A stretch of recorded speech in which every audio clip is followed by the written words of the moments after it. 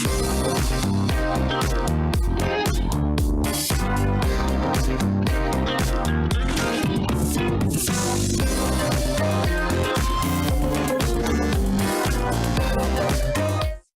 once again, welcome, ladies and gentlemen, to another episode of Primetime Live here on Jess TV and Jess FM. I'm going to turn the notifications down on this unit so it's not interrupting us throughout the show. But tonight we are actually going to be looking at the history, the current situation, and of course the future of our beautiful Northern Territories of Canada. Yes, we are talking about Nunavut, the Northwest Territories, the Yukon, and we'll talk about them past, present, and future. Why is it that all of a sudden the tourism boom seems to be striking up north? And it's not just gold people are after or the diamonds. We will talk about the economy. We'll talk about the mining situation. We'll talk about a lot of different things that have to do with our beautiful Northern Territories and why you should consider taking a trip up north. It is not the vast wastelands of ice and snow that people actually picture. Now, you have to forgive me. I've got a bit of a voice thing going on this week as well. I've been fighting off this chest cold for about a week and a half. So I've brought on a bit of AI to help with some of our talking points tonight to give an introduction to the North, and then we'll get into not only some visuals and information about the North, but we'll also have some interviews with certain particular people of the Yukon. And unfortunately, I wasn't able to get interviews from our archives from Nunavut or the Northwest Territories, but stay tuned this summer because we hope to do a trip up north to again promote tourism, travel, and of course the rich history and culture that is Canada's North. We love the North. We love the people up there, whether that is the Inuit, the First Nations, or of course the Métis. There's so much rich history there that we could never cover all of it, of course, in one show or even probably a series of shows. But again, we'll do our best to bring information to you. Let's take a first look here at some of the beauty of the Northern Territories, as well as some of the information that we're going to be covering. So here is an overview. My apologies, ladies and gentlemen. As I said, just fighting this chest cold, and it's just a real irritant, but we'll get through it as we always do. Don't forget, ladies and gentlemen, that throughout the show, if you want to talk about your experiences traveling to the far north, anywhere from the Arctic Circle to Whitehorse, maybe even on the way, stops such as Dease Lake or Watson Lake, where it is home of the Signpost Forest. Again, feel free to call in at any time. The phone lines are open at 604-385-5093. By all means, feel free to call in. And let's get things started. Once again, call in, even if you have things that you want to talk about from other topics, by all means, feel free. We're always welcoming and ready to work with you on whatever you want to talk about and get off your chest. So okay, so it is January 29, 2026. And I think for a lot of us, when you picture the Canadian North, you're probably still thinking, I don't know, Jack London novels, an icy wasteland. Yeah, that old reputation of myth and monstrous creatures. Exactly. And if that's still your picture, you are missing one of the most critical pivots happening, well, anywhere in the Western Hemisphere.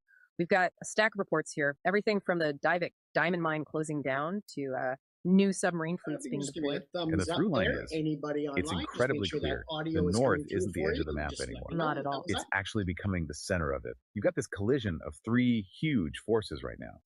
Climate change, a global scramble for critical minerals, and a very, very tense sovereignty game. It's Canada's biggest opportunity, but as you said, also maybe its biggest vulnerability. I think so, yeah. And to really get that vulnerability, you have to look at the history, because that whole empty wasteland narrative, it's done so much damage. It's the classic frontier mentality, right? The idea that the land was empty until Southerners showed up. Right. I was looking at the data on the Klondike Gold Rush, 1896. We frame it as this rush of civilization, but the sources, I mean, they paint a much darker picture for the local population. Of course.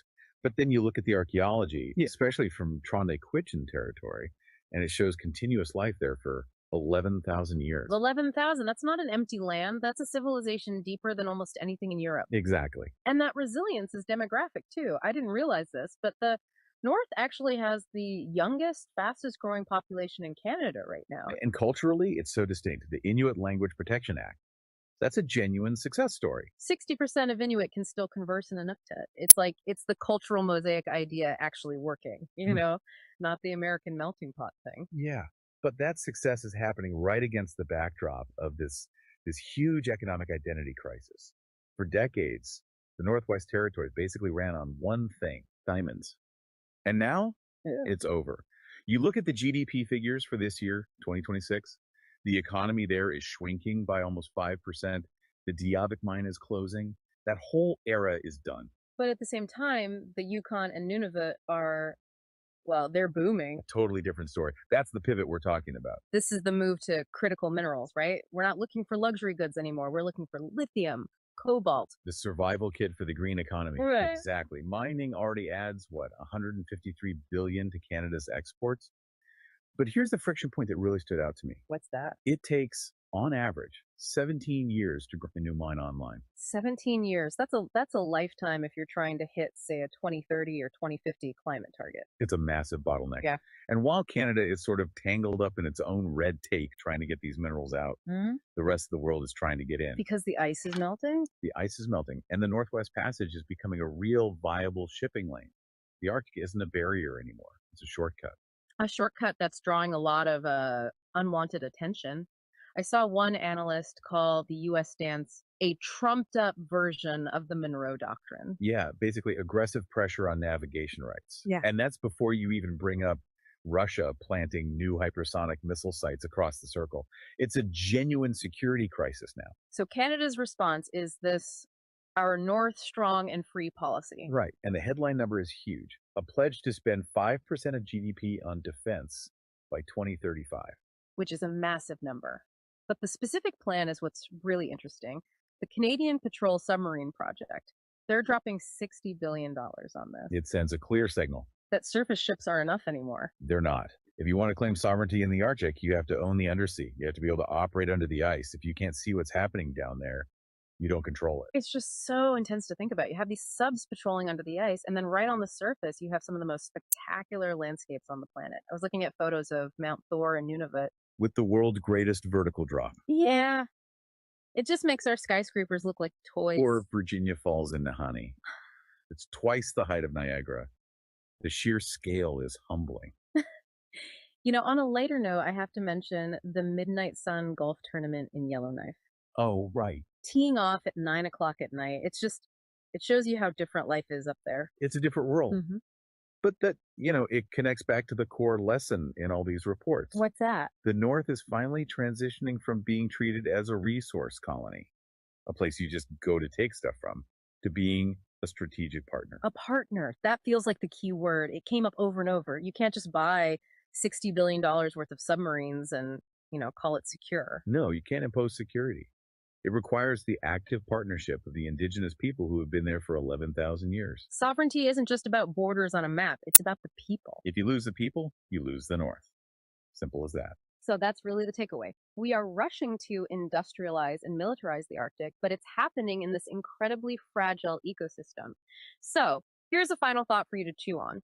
If the Northwest Passage really does become the next Panama Canal, does Canada actually have the infrastructure to handle a major oil spill in the ice? Because from everything we're reading, the answer looks like a resounding no. Thanks for listening to The Deep Dive.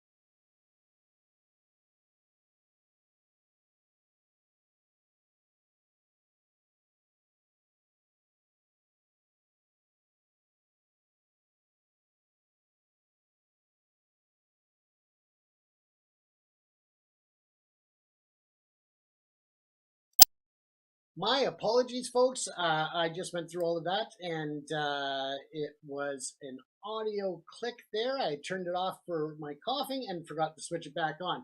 So I'm going to jump back a bit here because I think that it's important that we look at the historical narrative of the Canadian North. And it's not merely a record of Southern expansion, but a complex chronicle of Indigenous presence dating back over 10,000 years. The archaeological records of the Yukon hold some of the earliest evidence of human occupation in all of North America, with sites in various traditional territories that reveal artifacts that are 11,000 years old.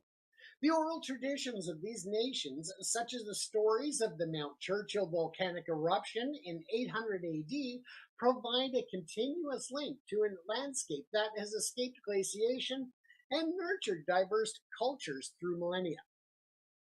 When we jump forward, we go to the 17th century and the ambitions of the mercantilists. Yes, the European entry into the North was driven by that mercantilist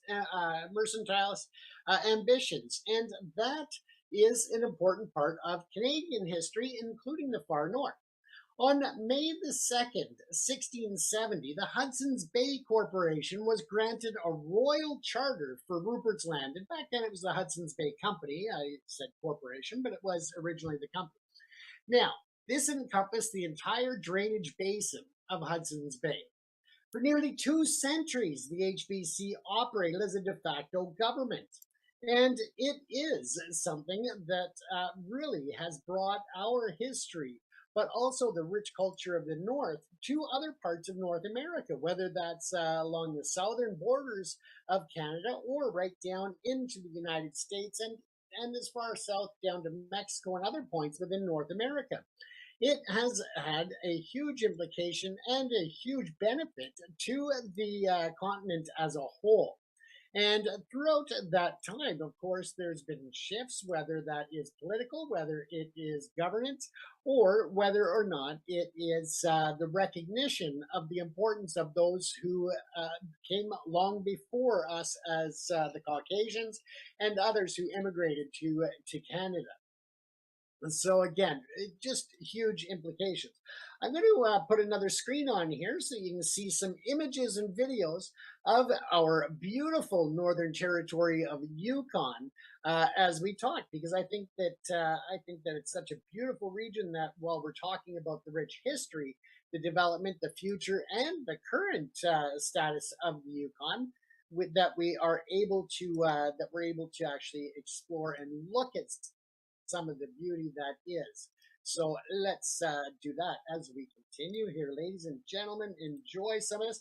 This is actually footage that I captured personally while I was up there on a documentary series back actually during COVID of all things. So again, we'll look at some of the interviews of significant importance to the North as well coming up in the episode here. But let's get back to the Hudson's Bay Company here, because again, that played such an important and vital role into the development of Canada over generations. Now, they were granted, as I said, a royal charter for Rupert's Land, and as I said, it's the entire drainage basin of Hudson's Bay. For nearly 2 centuries, ladies and gentlemen, the HBC operated as a de facto government that established trade networks with the Cree, with the Dene, with the Inuit inhabitants, and the term Northwest Territory was loosely applied to the vast lands north and west of Lake Superior, with the Northwest Company opening the region further in 1778. Now, the geological map began to crystallize around 1859 with the British Indian Territories Act, which established jurisdiction over land not included in Rupert's Land or British Columbia. Following the 1868 Rupert's Land Act, the Canadian government purchased these vast territories from the HBC for £300,000. And again, you can imagine what that would be in terms of today's dollars. But formally, they, at that point, transferred them to the Dominion of Canada on June the 23rd, 1870. The acquisition was less of a pursuit of northern development and more a strategic move to prevent American expansionism following the Oregon Treaty of 1846. With that, of course, we look at the birth of the Yukon and the ever so important gold rush area that a lot of people associate with the Klondike. Now, the discovery of gold in the late 19th century fundamentally altered the relationship between the federal government and the North. In 1896, the Bonanza Creek discovery by George Carmack, Cape Carmack, and Skookum Jim triggered the Klondike Gold Rush, an event historians describe as one of the few in Canadian history to enter the collective memory of the entire world. The influx of approximately 30,000 newcomers stretched the resources of the Northwest Mounted Police, who had been sent in 1895 to establish a formal presence. Now, to manage the chaotic growth and assert sovereignty over the valuable resources, the Dominion government created the Yukon Territory on June 3, 1898.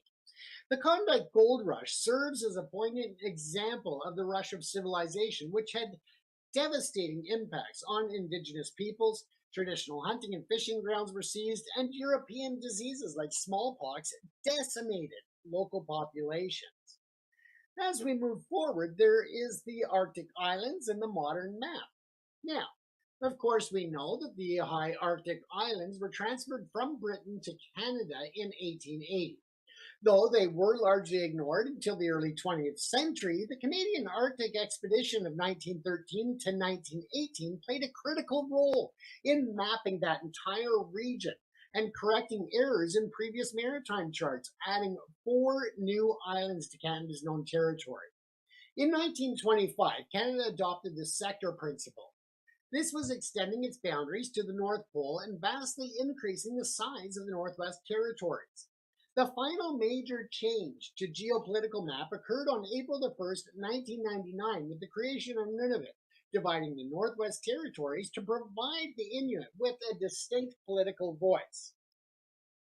Before we continue, folks, I want to also just bring up a quick announcement of our sponsor and acknowledgement. Thank you, Carry Movers. Of course, the broadcast of Primetime Live is supported by Carry Movers Limited for families of businesses across British Columbia, Alberta, and of course the Northern Territories. A move is more than just a logistical challenge.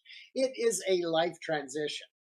Carry Movers, operating with the mission to treat clients and their belongings as their own, offers peace of mind through accountability, superior customer service. Whether you are planning a local move at an hourly rate or a long-distance relocation utilizing direct trucks, Carry Movers is available 7 days a week from 9 a.m. to 9 p.m. to ensure that your transition is smart and smooth.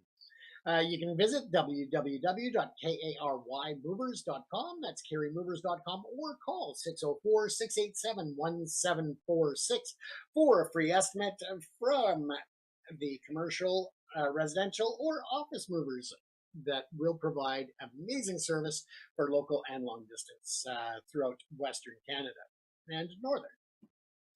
Now, let's jump back to the people of the North, the resilience and the cultural revitalization. The human landscape of the Northern Territories is defined by a demographic profile that is younger, faster growing, and more Indigenous than the rest of Canada. Indigenous peoples comprising First Nations, Inuit, and Métis are recognized as one of Canada's 3 founding nations alongside the French and the English. In the North, this identity is not a relic of the past, but a vibrant, evolving force in modern society. When we look at, excuse me, my apologies. When we look at the Inuit of Inuit Nanagat, the Inuit are the indigenous people of the Arctic, and the word Inuit translates simply to the people. Their homeland, Inuit Nunangat, I apologize if I mispronounce that, encompasses 4 regions. Now, you have Inuvialuit, and that's the Northwest Territories in Yukon. Then you have Nunavut and Nunavik, Northern Quebec, and then, of course, Nunat Siavut. And I apologize again for my pronunciations, but that would be in the Labrador region. This area covers a third of Canada's landmass and 72% of the Canadian coastline. Language is the bedrock of Inuit resilience. is spoken throughout Inuit Nunavut, and with regional dialects maintained through both syllabics or excuse me, tickle on my throat there still, syllabics and Roman orthography. Now, approximately 60% of the Inuit report an ability to conduct a conversation in various dialects or various languages. This is a figure that reflects the success of a maiden Nunavut law, such as the Inuit Language Protection Act. The Inuit population is notably young, with a median age of only 25.2 years compared to the Canadian average of 41 years. This youth represents a powerful economic potential, though they do face challenges related to the historical trauma of federal policies such as the high Arctic relocations of the 1950s. But again, the youth of the North is amazing because it really instills hope and a faith in the future of our Northern Territories and the people that founded, that came thousands and thousands of years before us. Now, the Yukon is home to 14 First Nations, including the Gwich'in, the Tlingit, the Tutchone, as well as others. Now, the Gwich'in, known as the people of the caribou, have traditionally centered their culture on the porcupine caribou herd, which provides food, tools, and clothing. In the Yukon, Indigenous peoples make up more than 20% of the total population, with many communities now operating under self-governance agreements that provided a government-to-government relationship with the federal and territorial authorities. The Métis of the North, of mixed ancestry between First Nations and European settlers, represent a growing demographic that saw a 51.2% increase in identification between 2006 and 2016. Together, these groups contribute to a cultural mosaic that distinguishes the Canadian North from the melting pot model of integration that was found early in the United States. When we look at the challenges of modern life in the North, there are many. Despite the cultural resilience of Northern peoples, systemic issues persist. The high Arctic relocations are often referred to as a dark chapter, where 92 Inuit were moved to Resolute Bay and Grise Fiord to establish Canadian sovereignty, leading to generations of hardship. Today, Northern residents face high poverty rates, 17% in the Northwest Territories, and extreme costs of living. Yellowknife and Iqaluit consistently rank as the most expensive cities in Canada for household spending, the average annual expenditures exceeding $141,000. Now, addressing these disparities is central to reconciliation and the entire reconciliation process, which aims to build relationships based on recognition of rights and respect. When we look at the economic transformation that is now in modern day taking place, the economy of the Northwest Territories has historically been defined by a boom and a bust.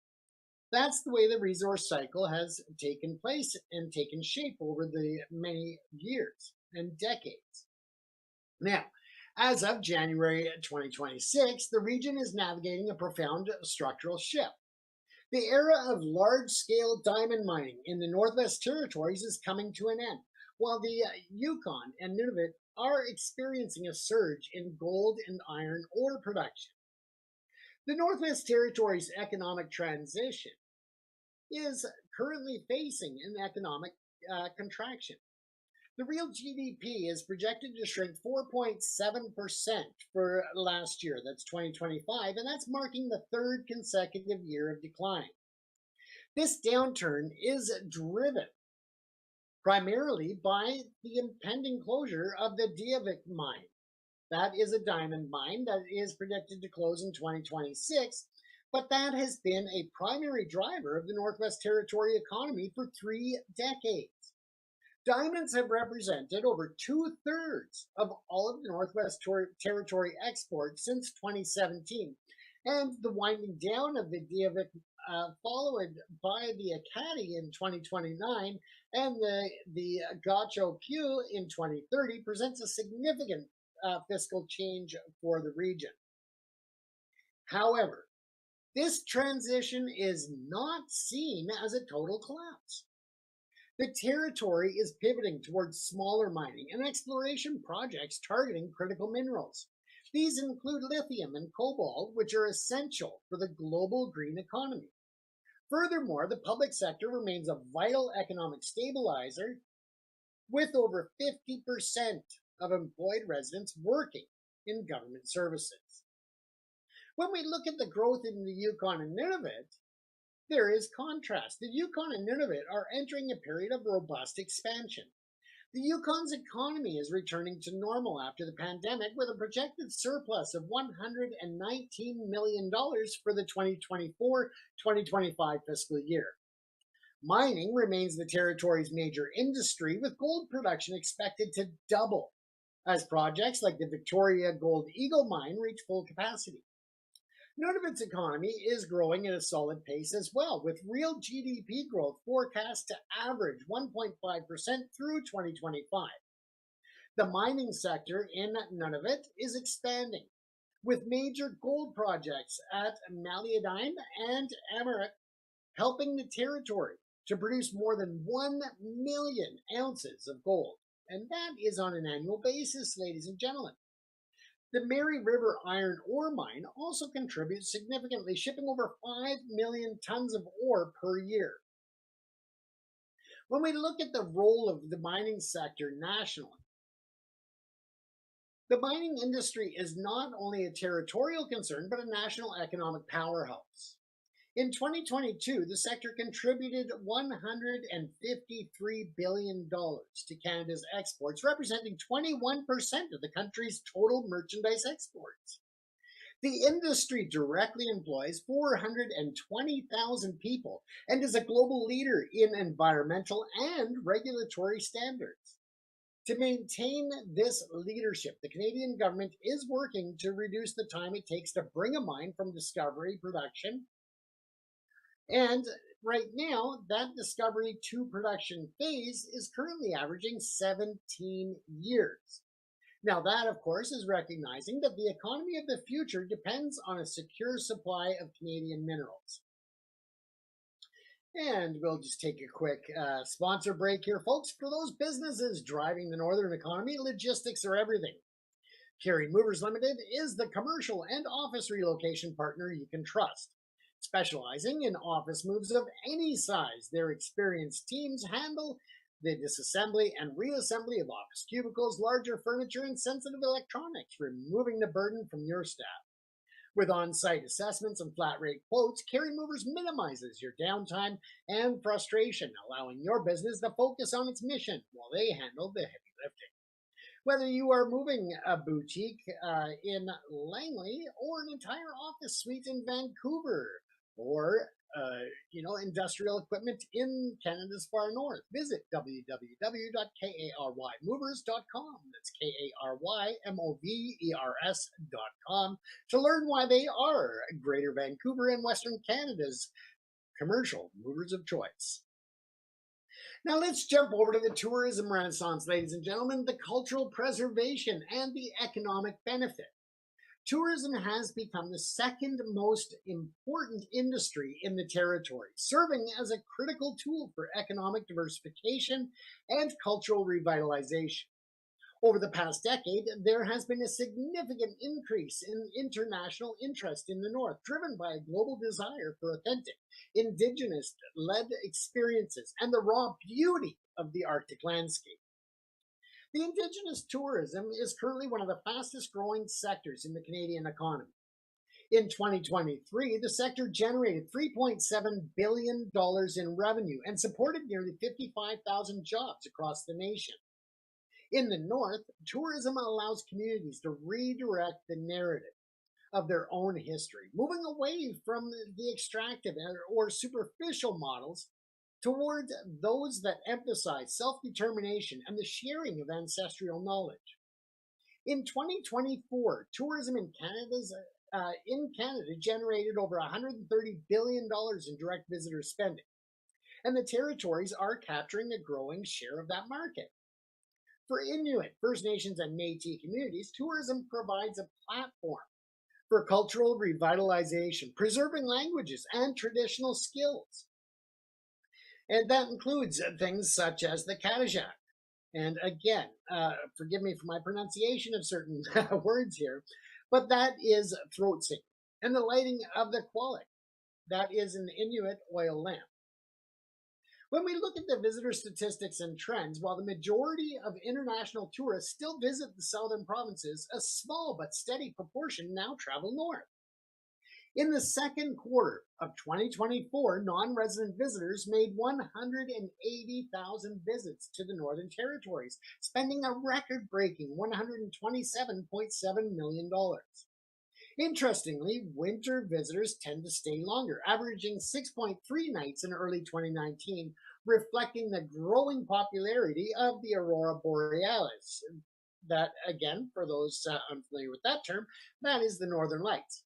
And don't forget the dog sledding expeditions as well that are a part of the North. When we look into climate change opening up the Northwest Passage to navigation, the question of Arctic sovereignty has shifted from a regional concern to a top national security priority. The 2024 Defense Update, titled Our North, Strong and Free, represents a paradigm shift in how Canada protects its northern front yard. As we look at the geopolitical threats and defense spending, I think that it's important, though, to take a bit more time to look at tourism before we move forward into the next parts of that. Let's jump back to an interview that I did with Andy Cunningham of the Conduct Visitors Association. Now, again, this was an interview that I did with him during COVID. I was up in the North working on a documentary about the North.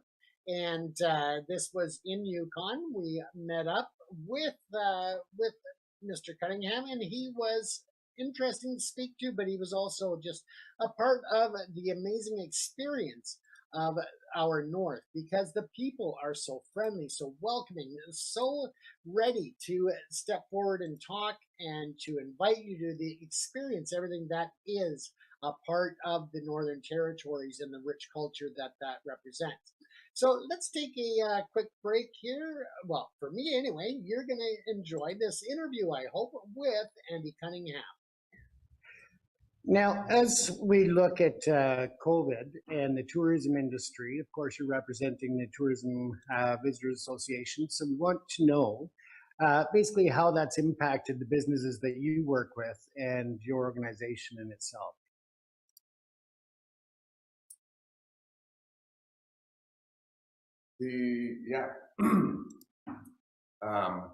COVID has obviously been, a very, very drastic difference for the community of Dawson City and the businesses that operate here. My role is the marketing manager for the region, and obviously, as a very, very tourism-focused community, Dawson City is.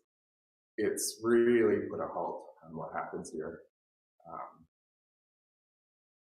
And it's been kind of night and day. We're used to the streets being full, and all summer long, there's people everywhere. There's cruise ship passengers, there's RV passengers, people that fly in, drive in. It's a very, very busy and lively town in the summer, and we noticed a huge shift this year because of COVID. And it's really slowed down, and a lot of businesses and organizations in town have really noticed the impact. What do you think is the biggest concern of your membership? The biggest concern of our membership is just the numbers.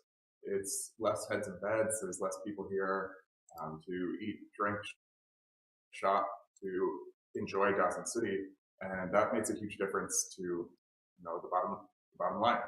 There's not as many people coming through for obvious reasons, and on the other hand, we get it. We don't want to put the small community in danger. We're not a city.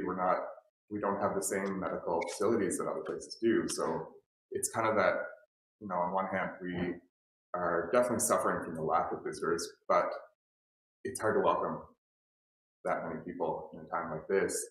because we don't want to put the community in danger in any way. And that's a good point, being that although everybody hears of Dawson City, you're not actually a city, you're more of a town. I would think a very close-knit town for the most part, given the small population, and very proud of the history of this area. When people are traveling through, I know that you will get a few people from Alaska and whatnot. They're traveling through, and they've got a 24-hour time window. And how do you think that impacts the stores not on the way? Of course, they can't stop unless they absolutely have to, so for fuel or whatnot. But one of the things that I've been hearing is that there is concern about safety with the weather changing and animals on the highway and the length of the drive, especially for people with children or disabilities, things like that. What would you say to them in terms of the town and your feeling? Is it an apology? Sorry, we can't,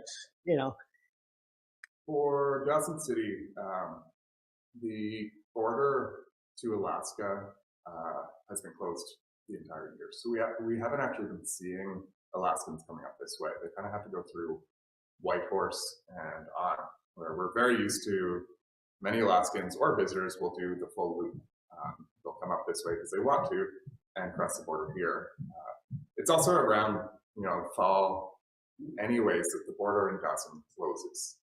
So from about mid-September, late September, I should say, until early May, there is no border crossing. So we don't see that through traffic of Alaskans for the better part of the year anyways. So it's not something that we've fully noticed here, other than we just see a few less people kind of doing the quick trip through. And what would you like to say to those people that want to come and explore Dawson, especially from the U.S., from Alaska, or from other parts of the world? What would you like to say to them when they start looking at destinations to choose, and to welcome them back when the time is right? Right now we're using this time as our planning time, and we're seeing it as other people's planning time. So we want to get out there that Dawson will be a place to visit. It's not right now, but when it's safe, when it is a place to visit, we do welcome people back at that time. Right now is not obviously the time to visit, and we don't want to put anyone in danger, both locals and visitors. But once that time comes, we are looking forward to having this town back as a destination for so many people around the world to come and experience this magical little town of ours. Of course, with the COVID pandemic, everybody's had to change the way that they do business and the way they interact with others. What are some ways that you found that's so true with you guys in terms of how you're operating, what you need to do to keep yourselves and others safe for the few visitors that you do get at this point? Absolutely. It's been very interesting to watch. This is a time that I think we'll all remember. The changes that we've been seeing in every business, across the world. They're not all the same, but everywhere is changing. And I remember, early on when the plexiglass started going up and the, sanitizer at the doorway. A number of businesses in town actually installed sinks right at the entrance to their buildings, which, that includes plumbing and, plumbing an entire sink to a spot that generally wouldn't have a sink, on your deck, for instance. There's been great changes like that. There's, we operate the casino in town, so the Diamond Tooth Derbies. It's a nonprofit casino, and we've had to wash the chips between play. So anytime you sit down and play blackjack, for instance, you have your pile of chips, and the person beside, distance beside you, there's only two people at the table, they have their pile. And the dealer would be, paying out this person with this set, this person with this set. And then when this person walked away, they would take all of their chips that they didn't win and go and wash those. They all get sanitized right on the spot. And it's hopefully for the visitors, they want a little. Absolutely. It's interesting little changes like this that, you notice, and, you see masks around town, you see other ways, like that's the safety side, but then some interesting things have popped up, such as online ordering at stores that didn't have it before. Right. You know, so I can sit at my desk, quickly order lunch, and pop in and know it's going to be ready for me. So it's that quick interaction. You're not going to stand around the business, you know, waiting for 15 minutes. You're just going to walk in, grab your lunch, and head home. There's been, yeah, some cool changes in that way as well. Excellent. When it comes to the financial impact, of course, it's hitting almost every industry worldwide. And in particular, tourism is especially hard hit no matter where you're at. How are the businesses coping? Have you seen any businesses going and just permanently closing at this point, or is everybody still hanging on in hopes that we get through this quicker? You know, it's absolutely hitting everyone. I don't know of any businesses in town that closed permanently. Some didn't open this season, but don't have plans on closing. This wasn't their season. Right. But for the most part, most businesses opened. Most are still going. For a lot of businesses right now, they will be doing their shutdown because it's winter. Their businesses the buildings aren't winterized. Right, it's a seasonal. Yeah, so the seasonal businesses, they're shutting down right now anyways, because that's what they do. So obviously there's been a huge, huge financial impact. We're lucky that the government is helping.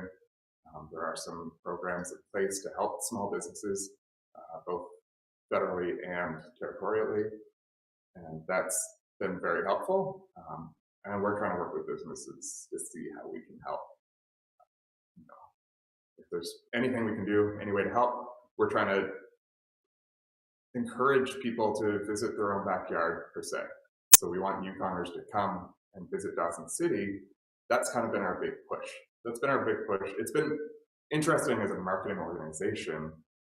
How do you do your job during a global pandemic? Right. You know, we don't want people to travel. So marketing is kind of it was an interesting switch for us. Right. To figure out what our place was in all of this.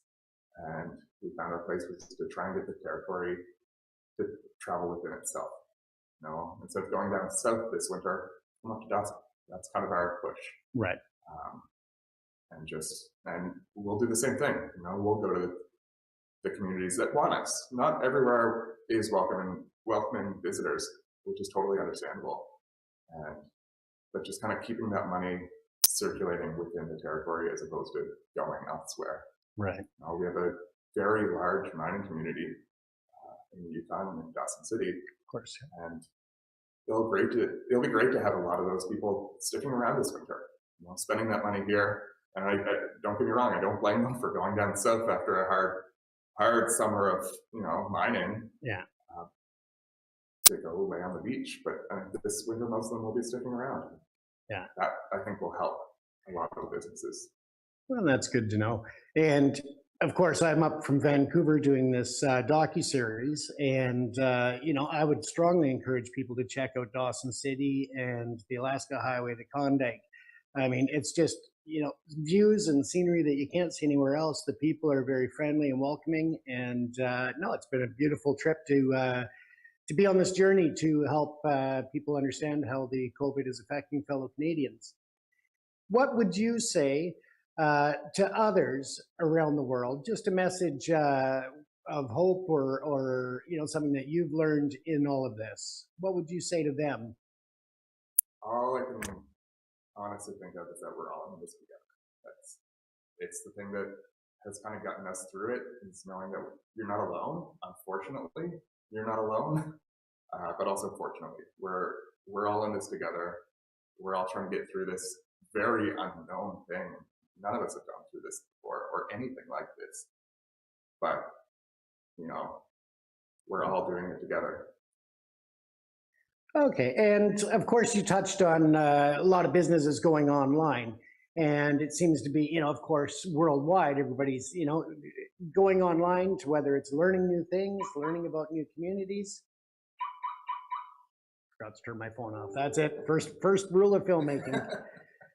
So with that, of course, we want to know where to send people for your website so they can explore the Klondike Visitors Association and find out all of the excitement that that waits for them when the borders do reopen and the time is right. Absolutely. For literally everything Dawson City, it's dawsoncity.ca. We have all the upcoming events, everything you can see and do here, places to eat, drink, and shop, places to stay, just everything Dawson City. Excellent. Well, I appreciate you taking the time to talk with us here and to be a part of the docuseries. Is there anything else that you would like to add about the community, the people, any other messages that we can add out there? Just that when it's the time, we can't wait to see you.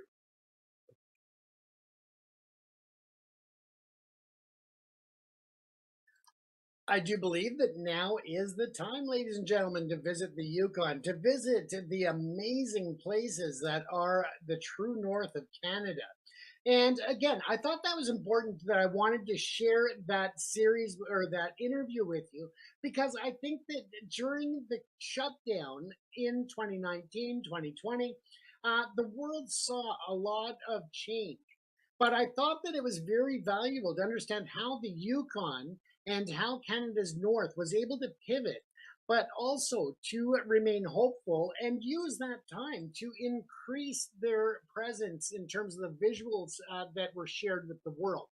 On top of that, also how they were able to utilize that time to increase the experiences, to enhance the opportunities, and to welcome the world in new ways that maybe they've adapted to or come up with during a time that not much else was happening.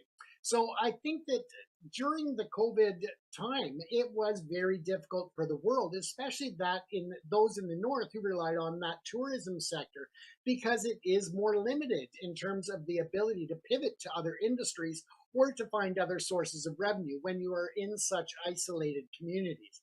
It shows to the strength of the north. It shows to the strength of the people, whether that is the hotel operators, such as in Watson Lake. I personally love a nicer motel, it's called. Check them out if you have not booked a hotel yet and you're traveling up there. The beauty of Watson Lake is not only the landscape, but also you can go and explore what's known as the Signpost Forest. Now, that started way back by a service member during the Second World War, where he posted a sign that gave the direction and, or just the general direction, but the distance to his hometown.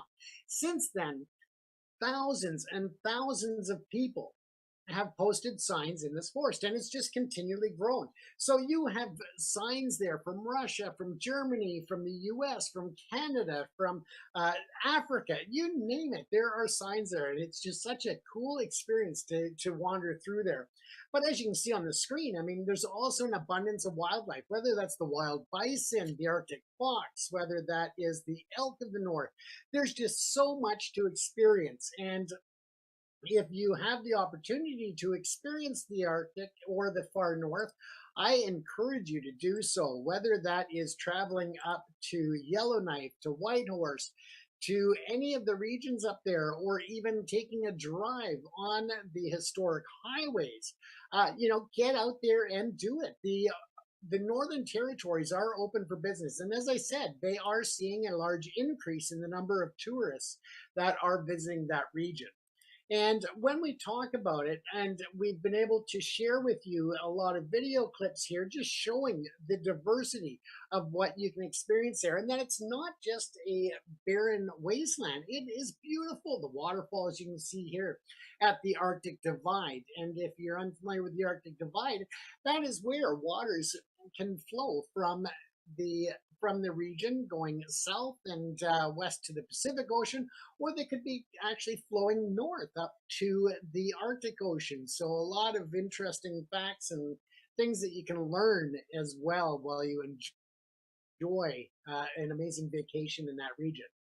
We're going to go a bit longer tonight than usual, just because I do have another interview that I did with the federal MP there, and he squeezed us in. He is no longer the MP up there, but this was again during the COVID during the break or the shutdown that we talked with the Right Honorable Larry Bagnall from the Yukon, and he was able to share a lot of the information about the Yukon, not only about COVID, but also about the region in itself. Now, before we jump to that interview to close out the show, I wanted to cover a few more things, such as the Arctic sovereignty, the strategic frontier, and the climate change, as I said. It has created the melting of the ice, the opening of waterways, and that, of course, is important for creating new paths of transportation and shipping routes. But it also has, as everybody's been hearing of late with the geopolitical situation in the world, the Arctic is an important strategic military area in which we need to ensure that sovereignty is protected, that the waterways are protected, and that the military has a strong foundation there. Now, of course, we know the geopolitical climate in 2026, as we referred to earlier, is defined as a trumped up version of the Monroe Doctrine, and that is increasingly assertive when it comes to Russia and the U.S. ambitions in the Arctic region. Now, this includes past rhetoric regarding the annexation of Greenland and the questioning of Canada's claim over the Northwest Passage, and that has necessitated a robust response. Now, Russia, under Vladimir Putin, has bristled its Arctic coast with military airfields and hypersonic missile sites that the aging North Warning System cannot easily detect, or as we know it, NORAD. In response, of course, Prime Minister Mark Carney has pledged to increase defense spending to 5% of our GDP by 2035, promising $81 billion over the next 5 years alone. This includes the creation of a 300,000 strong reservist army and the opening of a new consulate in Greenland to foster concrete cooperation with Nordic allies, an essential part of ensuring that we protect our northern Arctic sovereignty. When we look at the undersea sovereignty and the submarine project, that also is a direct impact of today's geopolitical situation, but also the importance in future looking to protect the sovereignty. The central pillar of the 2024 policy is reclaiming the undersea sovereignty through the Canadian Patrol Submarine Project, or the CPSP. Now, Canada is currently procuring 12 conventionally powered, under-ice-capable submarines to replace the Victoria-class fleet. The $60 billion life cycle project, aims to restore our operational independence in the high north, where Russia and Chinese undersea activity has increased. The ability to operate year-round beneath the ice is critical as resource competition intensifies. Two major suppliers, South Korea's Hanwha Ocean and Germany's ThyssenKrupp Marine Systems, are currently competing for the contract, with a decision expected in just about 8 weeks, 8 to 10 weeks here from today's date. And of course, they are competing for that contract, and we'll see in March when the decision comes out who it is that secures the contract, or if it's divided. Now, of course, we also know the importance of security through partnership, and that's critically the modern sovereignty being viewed through the lens of partnership with Indigenous peoples. Now, we also need to remember that the ITK has warned that security imposed without partnership is not sovereignty. The federal government has committed to ensuring that the Inuit are at the table for all defensive planning, ensuring that military infrastructure investments also provide tangible benefits to improving the living standards for all northern communities. If you are looking to travel to the Yukon, to Nunavut, to the Northwest Territories, I just wanted to bring up a couple of things that are a couple of experiences or destinations that I think would be amazing as a guide for the Arctic traveler. Now, for those who are seeking to explore the vastness of the North, certain destinations offer a glimpse into the raw power of nature and the depth of Indigenous history. The Nahanni National Park Reserve as one of them. This is in the Northwest Territories. It is a UNESCO World Heritage Site and a paradise for remote wilderness adventurers. It's home to the South Nahanni River, framed by 4 towering canyons, and the earth-shaking Virginia Falls. That's twice the height of Niagara Falls, as we talked about in the beginning of the show. Now, what can you do there? Well, you can embark on a 10 to 14-day river rafting trip. You can do flight skiing excursions from Fort Simpson or alpine treks in the rugged range. In terms of cultural significance, the Dechko First Nations, they welcome visitors to their ancestral lands and those lands that have been theirs for over 10,000 years, offering cultural demonstrations and guided tours. An amazing, amazing experience. So I've heard. I have not done it yet, but I do look forward to experiencing that myself. When we look at the Cousineau National Park and Reserve in the Yukon, the Cousineau contains 17 of Canada's 20 highest peaks, including Mount Logan and the largest non-polar ice fields in the world. When you look at the activities that are available there, you can take flight skiing, and that's the best way to comprehend the park's scale, soaring past Mount Logan and landing on glaciers. Hikers enjoy the King's Throne Trail, which overlooks the turquoise waters of Kathleen Lake. When we look at the cultural significance there, the Daku Cultural Center in Haines Junction provides a giant floor map and exhibits that highlight the connection of the Champagne and the Ash First Nations to the land. You can also take a look in Nunavut. There is the Ayutuk, and I again apologize for the pronunciation, but that is a national park in Nunavut.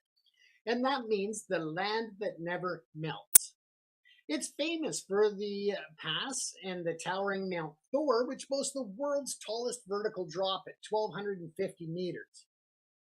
The activities that you can experience there would be hiking through the glacial carved valleys, crossing the Arctic Circle marked by Nunukshuk, and of course, understanding the cultural significance. It is a gateway communities, or the gateway communities, like Pangatrung, and I'm not even going to try to pronounce the other one, and again, I apologize for that.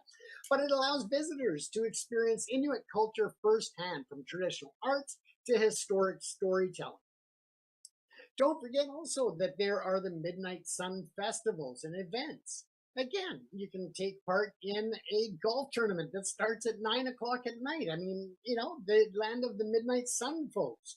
Summer in the North is a season of perpetual light, celebrated through world-class cultural events. In Iqaluit, you can go to Nunavut's flagship multidisciplinary arts events featuring throat singing, circus acts, and contemporary music under, as I said, 24-hour sun. The Midnight Sun Golf Tournament in Yellowknife and Dawson City is a unique experience where golfers tee off at 9 p.m. for a 9-hole best ball game, followed by a bonfire, and of course, don't forget the prizes. And then there's the Dawson City Music Festival in the Yukon, one of Canada's most unique festival environments, featuring artists from across the country in the historic town site of the Klondike. When we look at the conclusion of tonight's episode, folks, we conclude this special report for Primetime Live, and the evidence suggests that the Canadian Northern Territories are entering a new epoch.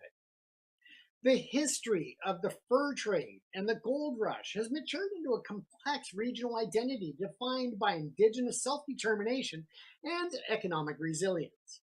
While the transition from diamond mining to critical minerals presents a fiscal hurdle, the booming tourism sector and the strategic importance of Arctic sovereignty ensures that the North will remain on our national radar like never before. The future of Canada depends on our ability to defend its northern frontier while empowering its northern people. By investing in undersea surveillance, sustainable tourism, and meaningful Indigenous partnerships, Canada is not just protecting a geographic region, it is securing the heart of our identity. Once again, before we go to the final interview, ladies and gentlemen, I would like to thank again Carey Movers Limited, who is a regular episode sponsor for Primetime Live with myself, James Cousineau, here on Jess TV. They are proud to sponsor us, as we are proud to have them as a sponsor. Again, Carey Movers, whether you are moving across town or across provinces or across the country or to the land of the midnight sun, Carey Movers provides the positive professional attitude that makes all the difference. Fully maintained trucks, highly experienced crews, and a profile with the Better Business Bureau with an A+ rating that makes us makes them, sorry, the smart choice for your family, business, or anything else. You can visit Carey Movers at www.karymovers.com. That's karymovers.com, or call them directly at 604-687-1746. Carey Movers, your partner in a smart and smooth relocation. Now, as I said, during COVID, I also did sit down and have a chat with Right Honorable Larry Bagnall, and I appreciated his time. He is no longer the member of the House of Commons or the MP for that region. But again, I wanted to play this interview because it just shows what they went through during COVID, but how they were also very optimistic to welcome people back now that the pandemic is long behind us. They are open for business. They were able to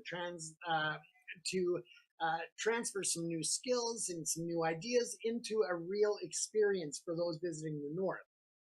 But the North is very unique in the sense that it is like nothing else that we see here in the south coast of British Columbia, or on Nova Scotia, or even going elsewhere in the world. The North is a unique experience that I just cannot strongly encourage you enough to take part in, at least once in your lifetime. Whether it's enjoying the Northern Lights, the Aurora Borealis, or the Midnight Sun Golf Tournament, it is something to really experience, something to take in, and something to share with others as an experience like no other. So let's close off tonight's show with this short interview with Larry Bagnall. I appreciate you sticking around. And once again, I do apologize for my voice this week, as I've been fighting this chest cold and our little technical audio issue there earlier. But we are ready to go here again. Next week, we are going to take a look back at my trip to the Ukraine. We're going to look at the cities that were abandoned, the war that was going on while I was there. And of course, we'll also explore some of the refugee camps and welcome centers along the border between Ukraine and Poland while I was there. We've got some exclusive interviews with some of the volunteers who were assisting the refugees that were escaping the war areas of Ukraine, as well as exclusive interview with one of the rescue workers that was on the ground in Ukraine, working to save lives and rescue fellow Ukrainians. So that'll be next week. Let's take a look at this interview with Larry Bagnall. Relations down in Metro Vancouver and a bit more isolated. How are things going up here? Well, of course, in Vancouver, the members of parliament can see all their constituents from their condo window, whereas I have an area the size of any country in Europe. So it's a lot harder to get around. Sometimes it takes 12 hours to drive across my riding to get to just a few constituents. So, but it's one of the most beautiful places in the world. So it's a great spot and wonderful people. I must agree. I've really enjoyed my time up here doing the documentary and look forward to returning. And how overall would you say that the pandemic has been impacting your constituents and your region? Well, like the rest of the world, in some ways it's been devastating. The good thing is we don't have any COVID here right now, one of the few spots in the world. So that is very exciting for the people that live here. But it's had the same effect of not allowing people in or out. And one of our biggest private sector employers, tourism, which has been devastated because the borders are closed. One of the reasons we have no COVID is our borders are closed to anyone coming from anywhere except BC or the other territories. And so that's had a huge effect in the fact that people have to stay away from work from home. If your government, it's had some negative mental effects on people, the huge stress to businesses that are on the verge of bankruptcy has been huge stress. But on the other hand, I had people have more time with their children. I had a call this morning from someone that's an introvert and actually liked working from home. So it's had different effects on different people, but of course it hasn't generally been good for the Yukon or the world, obviously. And how has it impacted how you deal with your constituents and your communication and interaction with them? I know that being of course, a politician. You like to get out and you like to meet the people that you represent. And I would imagine that this is quite a change in how you do that. Yeah, for sure. Mostly, I deal with people either going back and forth to Ottawa, a lot of travel time, or traveling to the communities or going to community events, sometimes several each day. And I haven't been able to do any of that for the last 6 months. So our office never closed, but it's all been done by email and by phone calls. And surprisingly, we haven't had a single complaint about that. We've been able to do our business and help people. The other very interesting thing is the nature of the interaction with people. Things that all the issues we were dealing with before have almost dropped off the table. People see what's important to them, and it's all related to COVID. A vast majority of our work, except for our immigration work, is still just as high as it always was. Right. With that, you touched on businesses that are struggling and trying to deal with the pandemic, the closures, and of course, again, you said tourism being one of your main thriving points for financial impact here. What other industries are really affected here in the Yukon that are, what you guys rely on? Well, the three biggest industries here are government, tourism, and mining. And of course, the government, the only difference is people are working from home. For mining, they're very lucky in that they're one industry that hasn't been closed because they work in remote areas, most of them. So they've been able to keep going under some more restrictions. But a lot of the businesses depend on tourism. And tourism is the only business where the border is closed, because for every other business, trucks go across the border, technology crosses the border, but tourists don't. So it's really devastated that industry, which has effect on so many families and so many other industries, because if people don't have jobs, then of course they can't spend their money on all the other types of things that keep the other businesses going. Right. Although, as we discussed earlier, people are staying home and they're spending money at home. So that is the upside of it. Right. And do you see a lot of businesses pivoting and changing direction on how they do business? One example I ran into up in Dawson is an individual who had a practice of physical therapy, more just going through routines with people and helping them adjust to injuries and rebuilding that. And she actually had been contemplating going and having more of an online model. When the COVID hit, she was actually just making that transition, and she finds that she's busier than she was before and having a lot more success. So have you seen that with other businesses in the region? Yeah, I think the history of the human species is those that are flexible, those that accommodate, are those that survive. And that's what happened.